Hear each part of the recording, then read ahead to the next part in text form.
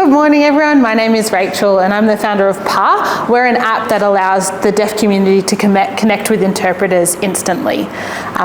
In preparation for this morning, Taylor asked me to talk a little bit about who I am and who I was before I started the app.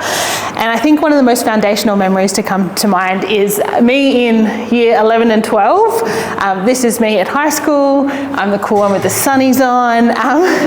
One of the best things about my high school years was that I was at a public mainstream high school, but we also had a support unit attached to our school, which was really, really cool for so many different reasons. But I wanted to introduce you to, this is Matthew, Daniel, and Callum. They were part of the support unit at school, but they were associated with my year group, which meant that whether it be a sports carnival, athletics, performances, they were involved in whatever capacity they could. And whilst that was really good for so many different reasons, it showed me and demonstrated to me at a really young age the importance of inclusion, but also the importance of acceptance of people who are differently abled. And for me, that was something that wasn't taught to me, it was modelled to me through interacting with them just like as normal human beings. I'm so thankful for that experience because I think what I saw demonstrated is very much a difference to what society has as their perception. But for me, it was nothing different. We loved having Daniel literally at our performances would be all dancing, all singing, and just without a care in the world. Matthew was incredibly good at athletics and just having them involved was awesome. But alongside having a support unit at the school, our school also, when I was in year 12, had 2 deaf girls come to school. And so I was in year 12. I should actually say one of the foundational memories I have of the support unit was I was asked to do, you know in year 7 you go to swim school? I was in year 12 and I was asked, instead of hanging out with the mainstream class, I was asked to do the swim school for the year 7 special education class. And that was awesome for me. I have this distinct memory of after 3 or 4 days, instead of talking about swimming 50 metres with all your clothes on, we focused on blowing bubbles and floating and getting in and out of the pool independently. And I remember day 3 or 4, I went home and I said, "Mum, Philip got out of the pool by himself today." And I was elated. I could not, it was just incredible that if given time and patience and adapting, people can do whatever they set out to do. And that was foundational for me. I get really emotional about it. Kate's getting emotional about it as well. But it just shaped who I was as a person. So maybe because I was a superstar swim school teacher, maybe because I had a little bit more empathy for people, as you can see, quite an empath. When these 2 deaf girls came to school, I was asked to be their peer support leader. And I was like, yeah, that sounds awesome. How am I going to communicate with these people?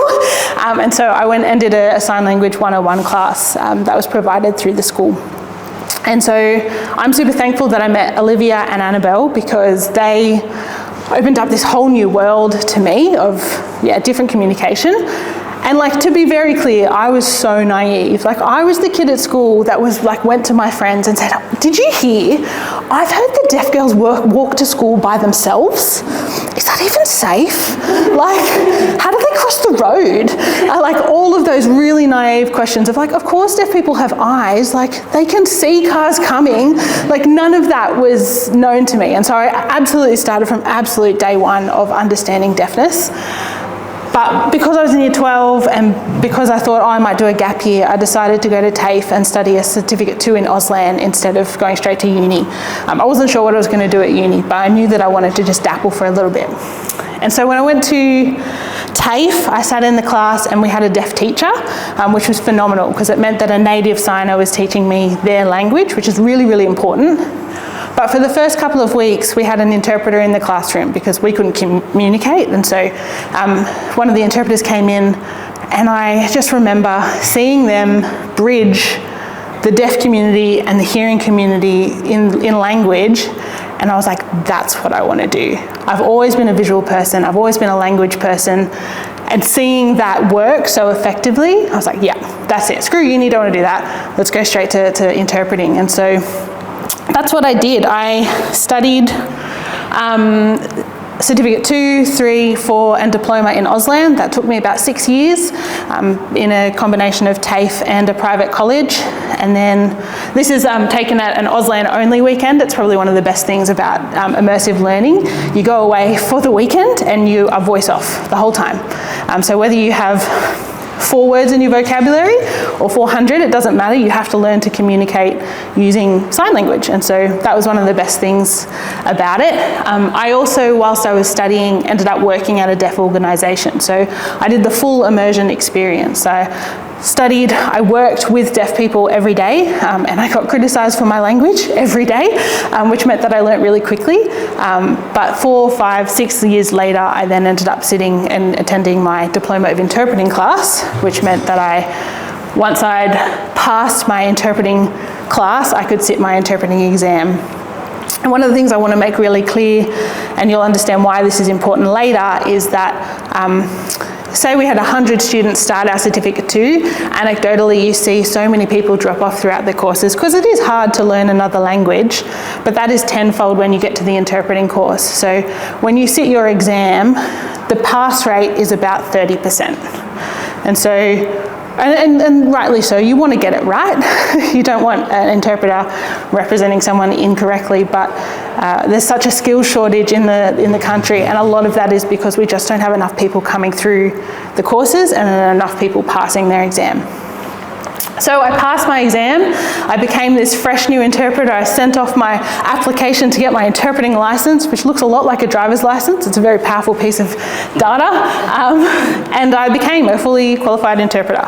And so here's a couple of and so I became one of the 579 interpreters in the country.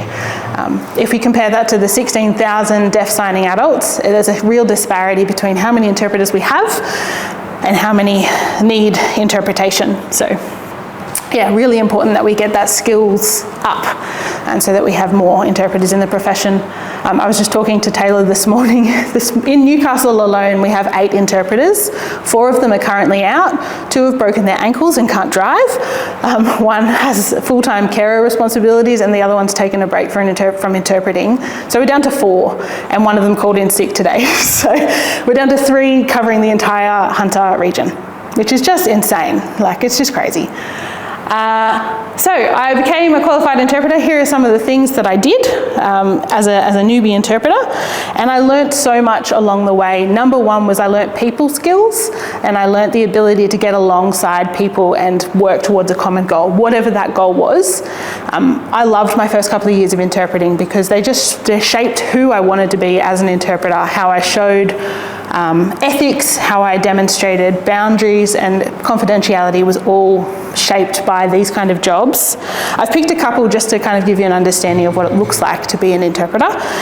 So top left, I did a bunch of medical jobs, lots of hospital, and the things I learnt there were empathy for people in their most vulnerable positions, but also I started to see a real frustration when it came to booking interpreters for healthcare. Generally speaking, when it comes to healthcare, interpreters are booked by the hospital, probably not by the specialists themselves. They're normally booked by an administration person 7 different departments away. And when they book, what they say is that they need an interpreter 11 till 11:30 for a medical appointment. Think about how many different things can happen in a hospital and articulate that all down to medical. It makes it very tricky for interpreters to understand what they're walking into in any given day. And they book for half an hour because that's how long the doctor will see the patient for. But all too often, we got into the hospital, we sat in the waiting room for half an hour, and then there was a tension because I would say, because there's only 579 of us in the country, I'd be at the administration going, hello, resource here, I'm only here for 30 minutes, you need to get this deaf person in like right away, and they'd say, you will need to wait your turn, and I'm like, well, I'm leaving in 30 minutes. So there was a huge amount of advocacy that had to happen, which just caused extra tension, especially if you're walking into a hospital for some sort of specialist something. You care about the results that you're getting, not about whether you're going to have access when it finally becomes your turn. And all of this could have been alleviated if the power of the booking could have been made by the deaf person. Because they know they need 2 hours even though the consultation is 20 minutes. They know that they can give more information about what they're going in for so the interpreter is informed. But unfortunately, the decision at the moment lies with someone in an office who's never met a deaf person, who has no idea about what they need. So that was a huge frustration for me.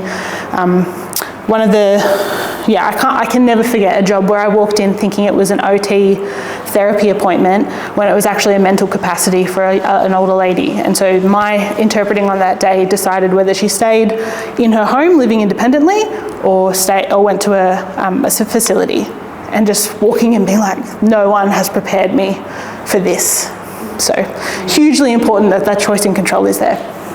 Other things, got to do lots of fun things like community courses, cake making courses. I've done calligraphy, all sorts of different things, all made possible through the NDIS. So prior to the NDIS, funding was given to organisations, whereas now funding is given to individuals. They can choose what they want to do with their funding. They can access the world. It's very cool. This one down the bottom, rain, hail or shine, I was going to be out there, and so if this one was taken at a treetops climbing thing where the deaf person was up doing stuff in the trees and I was standing there in the pouring rain. Learned to be prepared, learned to be humble, learned to just put myself second because the access was number one. That was really important. I did lots of commercial, lots of business, lots of things in spaces where I learned how to be confidential as well. Being an interpreter, you're open to so much information that you really learn quickly that confidentiality is important, especially in the small community that is the deaf community. Learned that. And took on a lot of private information that you have to just learn how to keep to yourself. But then I also started to become really frustrated. This looks like I'm having the best time ever, but I've actually just arrived at a job where I thought it was an opening for a gallery. Turns out it was an opening for a gallery, but the premiere was coming, and so was channels 7, 9, and 10. And as a new interpreter, my ethics say that I'm not allowed to do that job, but I was there and the premiere was there, and so were the news crews, and so I did it anyway. But I was really dissatisfied with the communication that had been given by the booker to the agency and the lack of information that had come to me. Because I was just a drop in the ocean of bookings that day, they didn't think to ask all of the questions. So if you Google it, you can see my elbow on the news. Thankfully, they decided that the interpreter wasn't important, so we got cut out of frame, but I was thankful for that on that day. But I also did other things, like I worked with a bunch of kids. This is at the Easter show. So how cool that a young girl could go to the Easter show and have access to everything just like everyone else.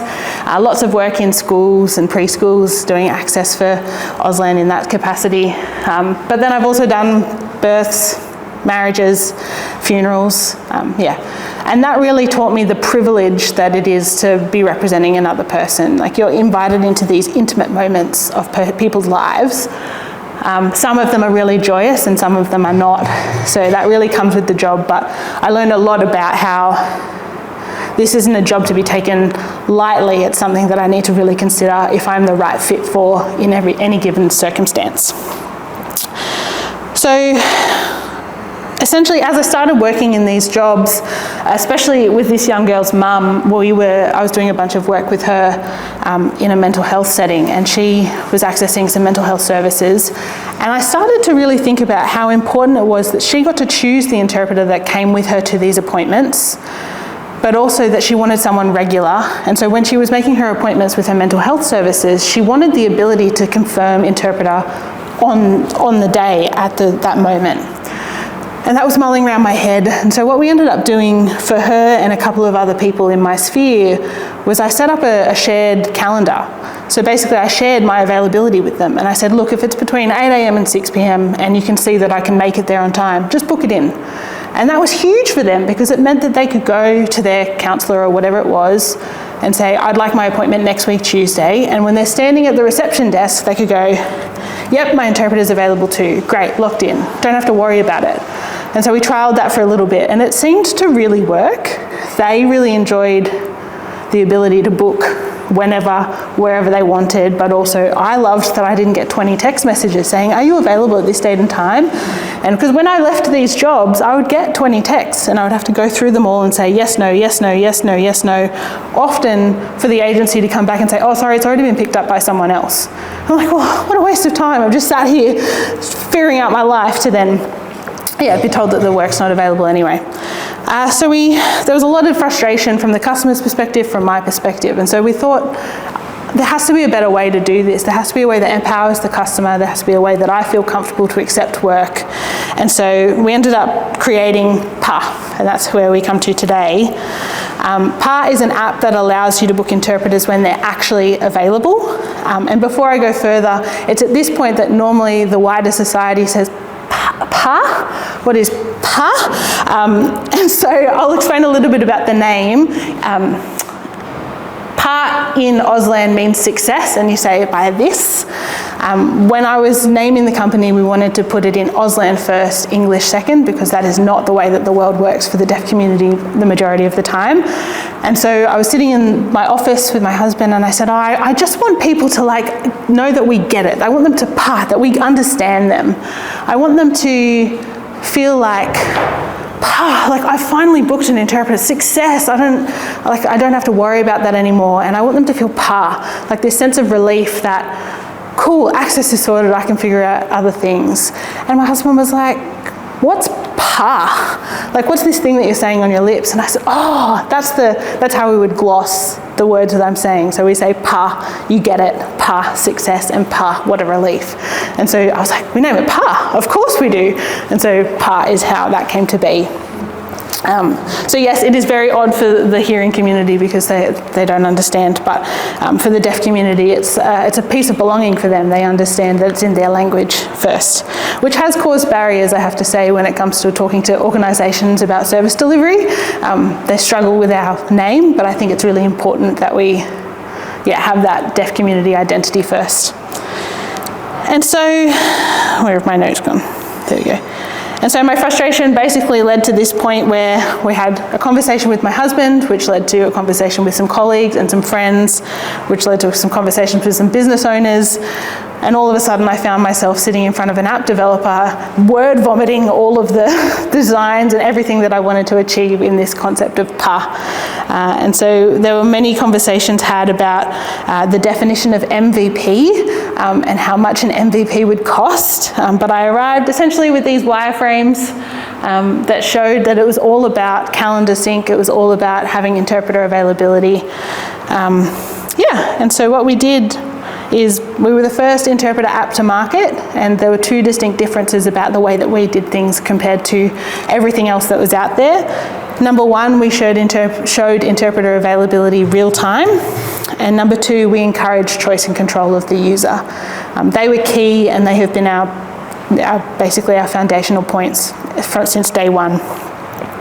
So in 2020 we launched PAH app, which is really exciting, but we launched 1 month after COVID hit. And so I like to think the first and second year were really like practice rounds because COVID came to Australia and 80% of the interpreting work basically died overnight. With deaf people socialising with their families in their family units, there wasn't a need for interpreters in most spheres. We did a lot of standing in the line of COVID vaccine lines, communicating with masks on an iPad, being like, I can't hear you, what's going on?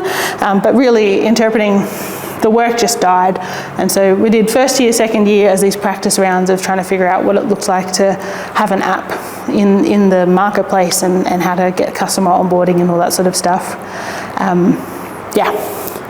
But in 2023, we saw significant traction, and we've now grown from just being myself operating everything to now a team of 7. We have 2 deaf staff, 2 interpreters, 2 Auslan students, and myself. So a nice combination of the whole community together.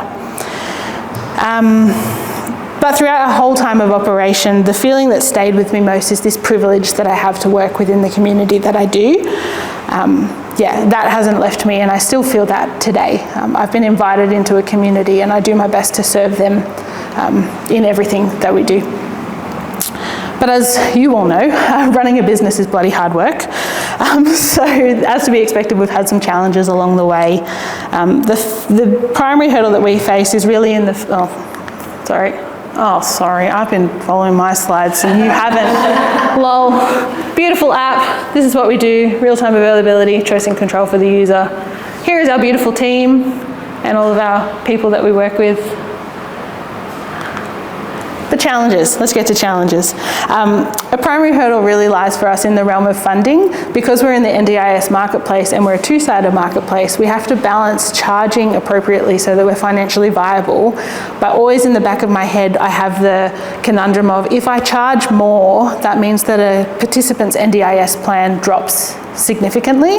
And so balancing our core vision of providing access to everything, but being limited by NDIS budget and financial viability has always been a toing and froing. And because we have a two-sided marketplace, we have interpreters who should be paid well because they are highly skilled individuals, but at the consequence of the deaf person's NDIS plan. It's a really hard balance. And then for us, as we've scaled choice and control and keeping that the centre of what we do has been integral.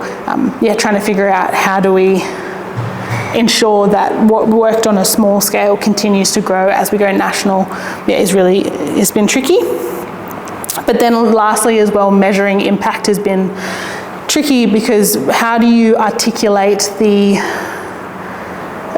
measure and articulate the benefit of having choice and control and empowerment rather than just an interpreter in the room?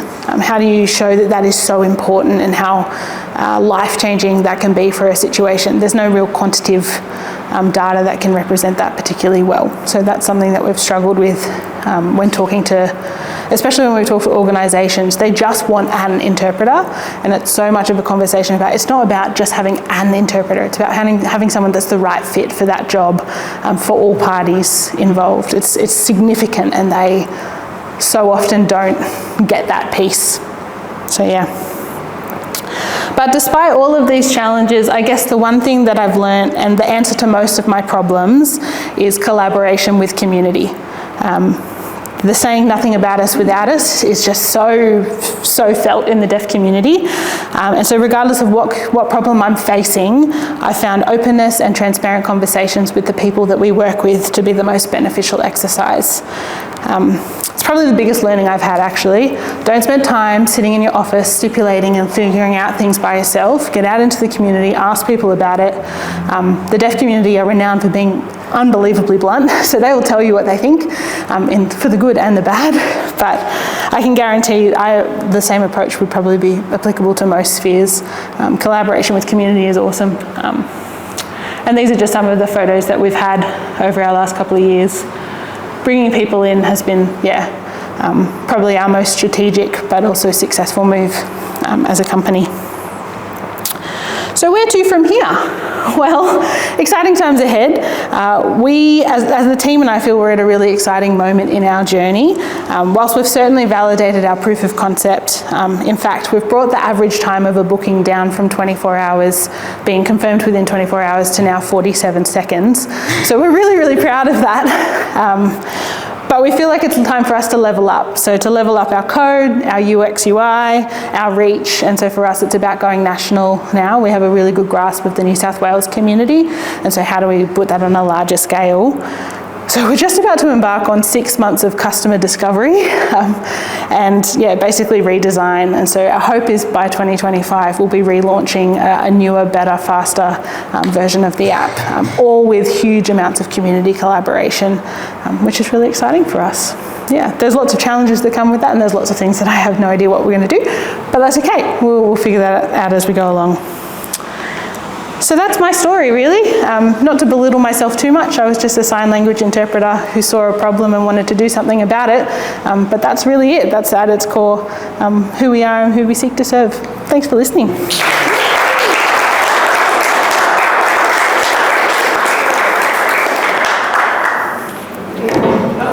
An incredible story. Thank you so much, Rachel. I feel like I've heard so much about the actual company because I ask them questions about that, just seeing what you're doing on a daily basis, but I don't think I really truly understood the journey that you've been on from high school up until now of I guess, being immersed in that environment and then being like, I need to do something about that. And that's just the true definition of seeing a problem and wanting to find a solution. So thank you so much for sharing that and being so vulnerable with us all, because it was really, really valuable. A pleasure. Amazing. So, like I mentioned before, we do have some questions that were curated at registration, and then I will hand over to you, because I know some of you probably have some very specific questions based on her amazing presentation. But the first question is from Caitlin Lowe, and it says, how did you originally feel about being a startup founder? Yeah, I think I didn't love the title for a long time. In fact, when we were trying to decide how to fix this problem, I really was looking to other people to fix it. So I had lots of conversations with my employers, I had lots of conversations with affluent people in the community, and kind of said, these are the problems I'm facing. Can you do something about that, please? And none of them did. And so, yeah, I have to, huge kudos to Dan, my husband. He's such an entrepreneurial mind, and I'm so not that way inclined, but he really pushed me. He's like, if you don't do it, who's going to do it? So yeah, we did. Now I love it, but back then I'm so scared. Yeah, okay. Well, it's funny that you say that you don't think you're entrepreneurial minded, because just knowing you, I would say so at least you faked it till you made it. Yeah, 100%, 100%. The next question is from Jonathan Drain, and it says, how has the journey been so far in its entirety? Yeah, it's definitely been up and down. I think that, I mean, every startup says that, right? But really it has been up and down. We've had incredible highs, we've worked with incredible people, we've seen incredible change within the community, but also we've seen, because we are a bit of a mover and shaker in the community, there's negative responses to that as well. And so we've certainly had to fight for what we think is the right way to do things, and have definitely come across challenges and barriers through that. But I think it has been worth it in the long run. Sometimes it doesn't feel that way. But yeah, overall the journey has been good, and I can't imagine doing anything different now. I think I probably, if I didn't do something, I would have honestly, I probably would have become just really frustrated and probably done something else. Jerry Chang says, how do you keep or expand your business scale? Yeah, it's tricky for us because we're a niche community. There's only 16,000 signing deaf adults in the country, right? And the NDIS budget is limited. There is a restriction. In fact, the budget is being decreased. And so that's hard for us. We haven't hit the potential of the market yet. We plan to do that, and definitely want to make sure that we're owning the interpreting space here in Australia for sign language. There is potential, I mean, not to sound boastful, but we've had multiple other countries get in contact and say we want to use your tech elsewhere. And so whether we expand to another signed language elsewhere, America is a huge market, huge, not billions of dollars, but compared to the Australian market.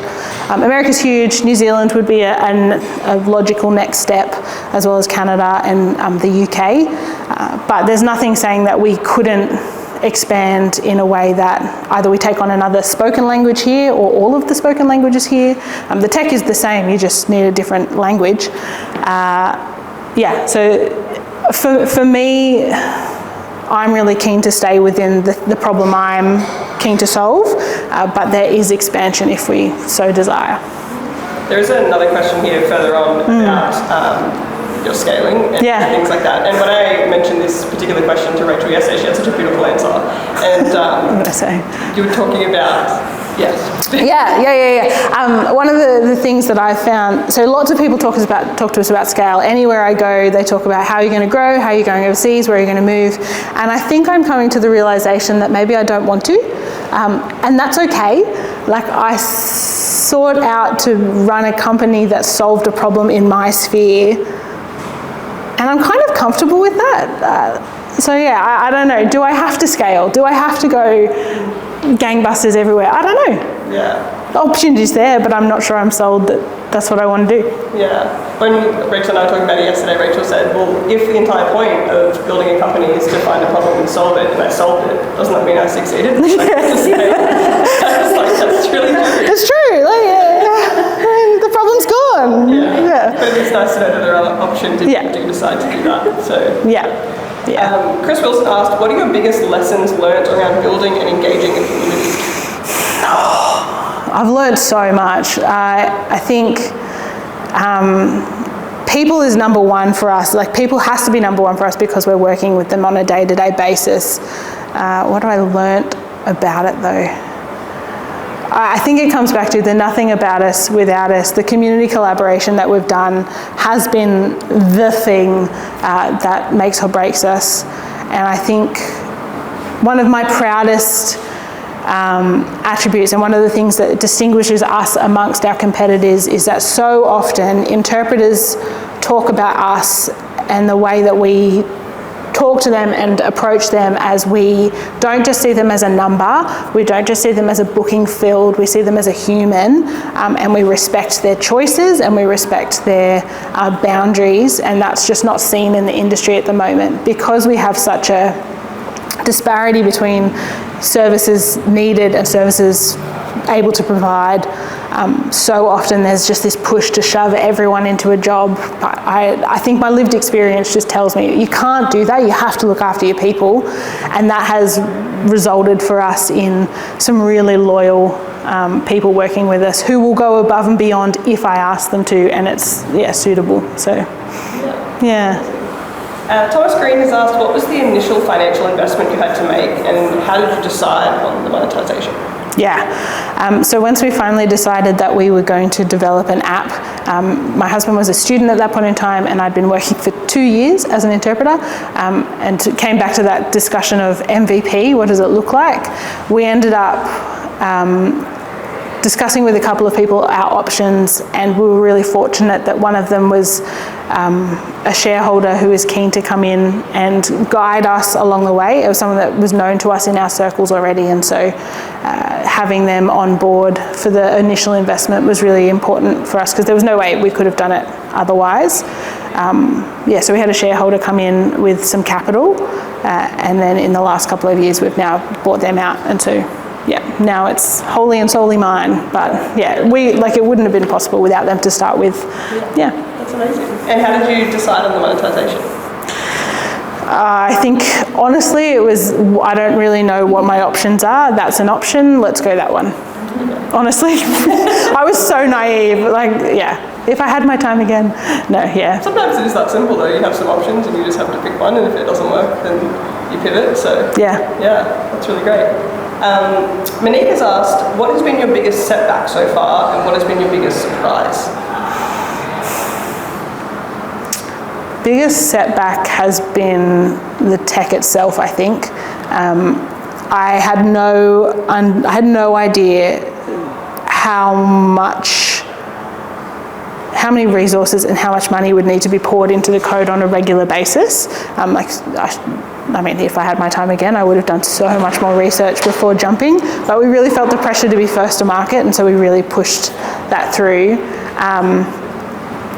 I think, the tech side of it, and not being a non-technical founder, especially when we first met with our developers, I thought I knew how to communicate because I worked in multiple languages, but I just, the communication piece between developer and founder was a really big mismatch, and so that was a huge learning curve for us. We ended up, our first product was not what we wanted, because of that mismatch. They thought they were delivering exactly what they'd said that they were planning on delivering, and we were like, we thought we articulated much clearer than this.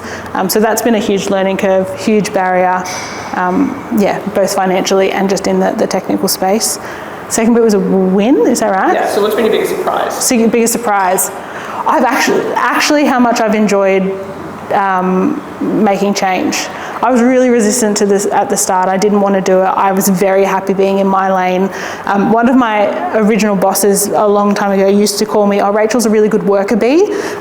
She just gets in and gets things done, but I love following direction. And so my biggest surprise is that I now like to make the direction and have people follow me on that journey. I didn't think that about myself. That's really interesting.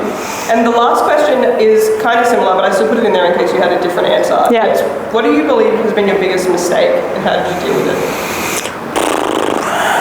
Biggest mistake. There's been so many. How do I pick one? I think I was really naive at the start of launching the impact that PAH would have. I'm genuinely a cup half full kind of person. I'm a see the best in people kind of person. And when we came into the market, I was genuinely surprised by the response of the market. There were some people who really loved our concept and jumped on board, and there were others who really tried to squish us very quickly. That surprised me. It validated that we had a great idea, but yeah, it surprised me that the people who said that they were for the community decided that something that could benefit everyone wasn't good and needed to be stopped. That's all the questions that we have from registration, so I'll throw it over to you guys. Hi, Kate. What are some things that the wider community can do to support and help improve inclusion for the deaf community? Yeah, big question. I think just being aware of it. So awareness is like the huge number one I go back to. If I wasn't aware of disability and deafness in high school, I'd probably be some PE teacher or something at this point in time. So having awareness and understanding that there are people who need different accommodations in society, and thinking about how that might impact your sphere, I think is really the number one.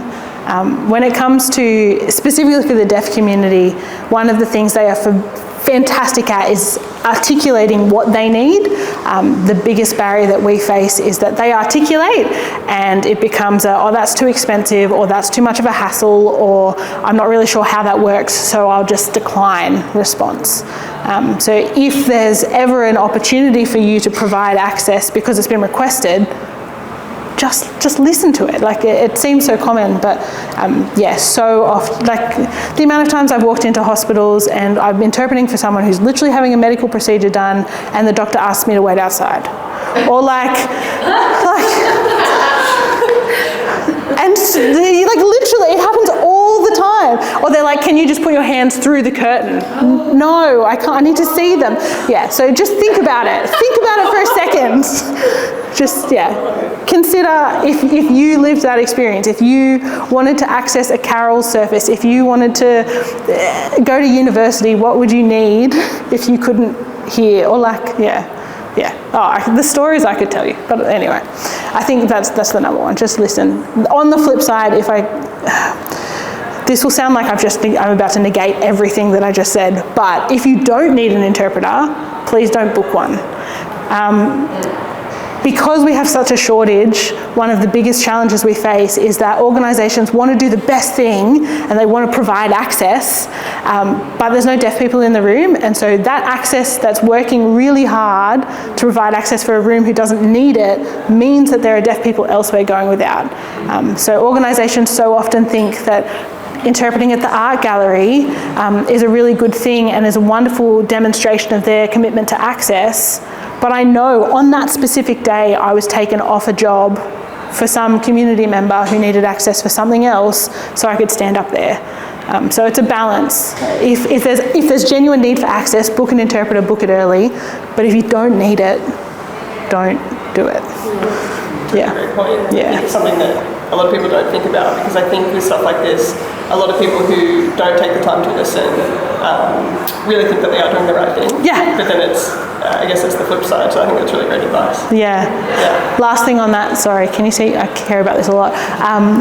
If you do book an interpreter, because you are committed, make sure that you're communicating that you have one with the community. So often we have these amazing performances that interpreters spend hours preparing and they're ready to go, but the advertiser or the event holder hasn't communicated that they have an interpreter, and so it's just wasted resource. So yeah, work with the community if you want access. Yeah, do it well.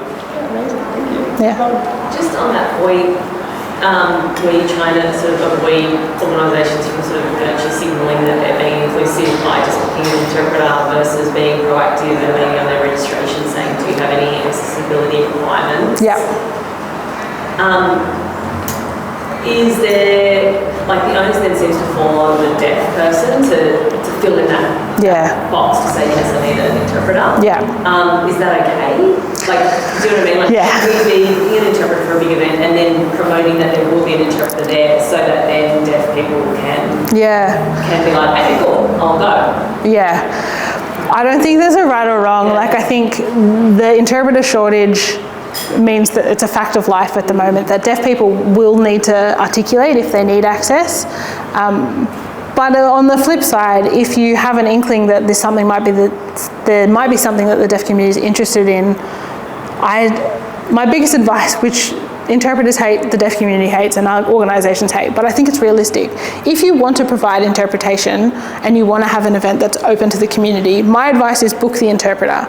And pretty much every agency's policy is you can cancel within 24 hours and there's no harm, no foul for anyone. I mean, you don't have to pay for it, the interpreter doesn't get paid, but there's enough work out there.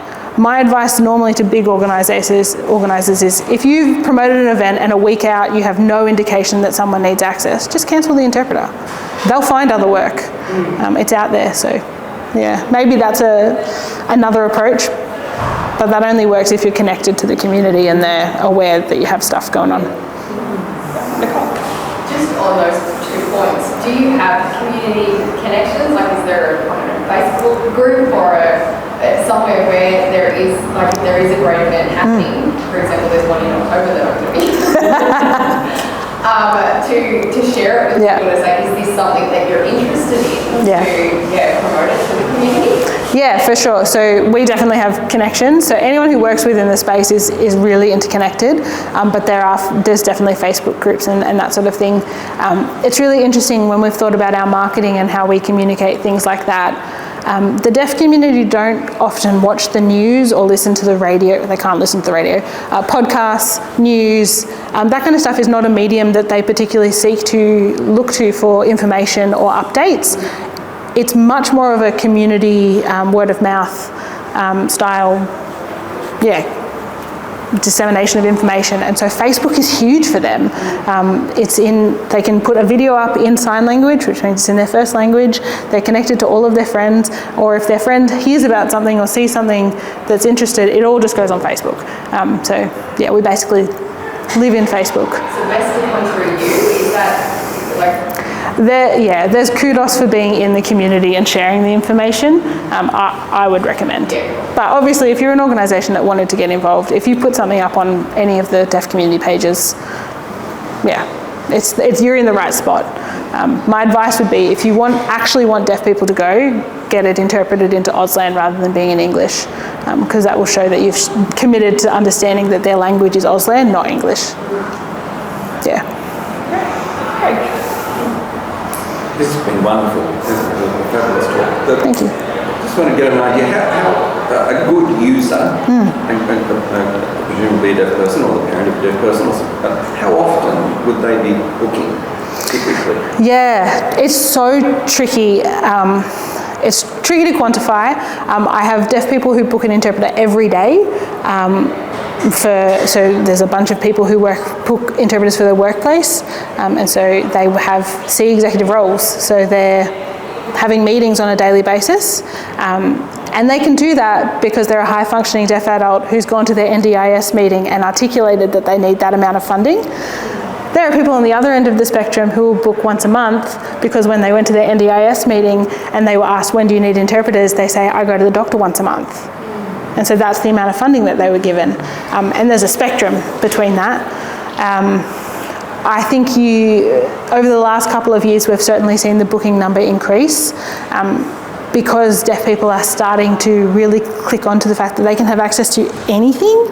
And that's a real change in mindset for us. Like, if you think about it. So Taylor asked me, for example, if I wanted an interpreter for this morning, and whilst there are only 4 working interpreters in Newcastle today, 3, sorry, one pulled out sick today, there's only 4 of them here. Like, I knew that we shouldn't get an interpreter for this, because I literally know where they all are right now. But I think,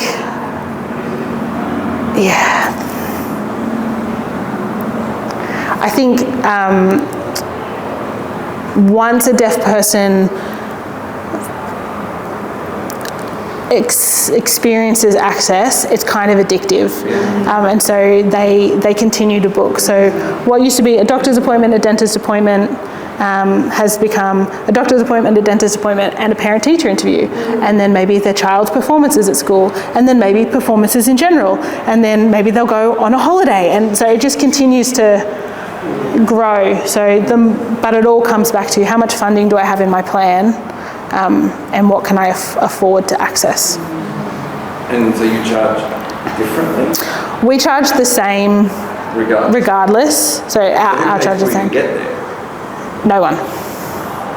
Okay, so when you expand across the country. Oh, sorry. So the NDIS is national, and so all Australians have an NDIS package if they have disability, and so there are interpreters nationally. Yes. Do you mean when we get to a job? Like, how do we get to a job? If someone, I remember it made the news when they needed an interpreter in Darwin or something. Yeah. There was no one there. Yeah. But presumably, so that's someone in a court case. Yep. And NDIS just pays for that, regardless? Yes. Yeah, so it's because it's empowerment of the deaf person, that's what the NDIS is about. So if a NDIS, don't watch this. If a deaf person so required an interpreter to travel with, so for example, great example, if a deaf person wanted to go to something in the Northern Territory or wanted something done in the Northern Territory, there's one interpreter in the Northern Territory. A deaf organisation literally paid for them to move up there. So they live there because they've been asked to be there. The travel and the time and all that sort of stuff is negotiated between the deaf person and the interpreter. And each interpreter will have their own pricing. Which is another reason we wanted to set up something like PAH, because I could see that NDIS was opening such a can of worms in terms of interpreters can work under their ABNs and charge whatever they want and travel as far as they want. And the question comes back to, is that an appropriate use of funding? Is that an efficient use of funding? All that sort of stuff. But deaf people also have to make the decision of, for example, if a deaf person wanted me to road trip with them up the North Coast, that is an option, but they'd be paying for my time the entire time and my travel the entire time. And that's their prerogative if they want me specifically. However, the NDIS would probably say, there are interpreters that live along the way. You should be booking them because their travel and their time isn't included. So conundrum, choice and control, what's cost effective? Yeah. We literally had a deaf person call me the other day. We couldn't deliver because wild. Called me the other day and said, we'd like to book an interpreter for one day in New Zealand. Could you please organise an interpreter to fly to New Zealand that morning, interpret all day, and then fly home? Well, that's what people are good for. Yeah, so, yeah. Look at this. They're coming to New Zealand. Why not? A hearing person can do it. A day trip to New Zealand? Why not a deaf? Yeah. You need to expand to New Zealand. Yeah, exactly. I ended up saying New Zealand Sign Language and Auslan are pretty similar. Just book someone down there. Yeah. Anyway. Can I ask, you keep saying, or you said before, your employer, and I'm just wondering how it works, because I feel like you said that they can run their own ABN, and really it is about scheduling, right, and they have the skills. So is that the kind of big disruption that you have, that they don't really need an employer? Yeah, exactly. So before I was an interpreter, I worked as a support coordinator under the NDIS, and so I could see already the NDIS meant that for high functioning people like deaf people who can manage their own NDIS plans, they have the ability to hire anyone who has an ABN, whether they have an interpreting profession license or not, they can hire whoever they want. And so we saw that coming and we're like, ooh, this could be really empowering, but also there's a huge amount of unforeseen things happening here. But interpreters really like that model because it means that they're getting direct access to the deaf person and clear communication about what they're signing up for. All of the examples that I shared this morning were because it was me, the interpreter, communicating to an agency who's communicating to a deaf person, and so back and forth. And so much information got missed in that model. Or I'd arrive at a job and I'd have no contact for the deaf person, and there's 5,000 people in the room. How do I find my deaf person? I have no communication with them. So I'm calling the agency to be, can you tell them I'm the person in black standing at the, like, ridiculous. And so, yeah, we could see that interpreters were really attracting to that model, and deaf people were attracting to it too, because the conventional 9 to 5 of an interpreting agency was getting thrown out the window. Now, because we're such a close-knit community, they can SMS us, they can find us on Facebook. There's so many different ways. They can ask their deaf friend who knows that deaf friend who knows that interpreter, and then end up getting our mobile number or whatever it might be. So we could see that that was the way that things were going, and we wanted to set up some guardrails for that so that it was done in a safe way for both parties. So the agency is really still taking on the work for, say, organisations looking for large events and things like that, and then the individuals wanting to book themselves, you see them more so using the pass. Yeah, I think there's still a space for agencies, especially PAH is designed for high-functioning deaf adults. There are people who don't fall into that category, who might struggle to use an app, who might struggle to articulate exactly what they need. For now, I definitely think agencies are a better fit because they know what the deaf person needs as well, and they work in an allyship that way. Yeah. Unfortunately, that is all we have time for. But it's been a really wonderful conversation, and I'm sure Rachel will hang out for a couple of minutes afterwards if you had any specific questions. I do have a couple of slides just before we finish up. Yes. So, we obviously run Startup Stories every month, so it's the first Wednesday of every month, and next month we have Leanne Manning from Safi, so that will be on Wednesday the 5th of June, so feel free to come along, we'd love to see you here then. And also, conveniently, today the Accelerator applications have opened for the All Industries and the Clean Tech Accelerator, and conveniently Richard has joined us. So if anyone has any questions about that, please see Richard afterwards, or myself, or Siobhan or Kelly. Otherwise, can we give a huge round of applause to Rachel?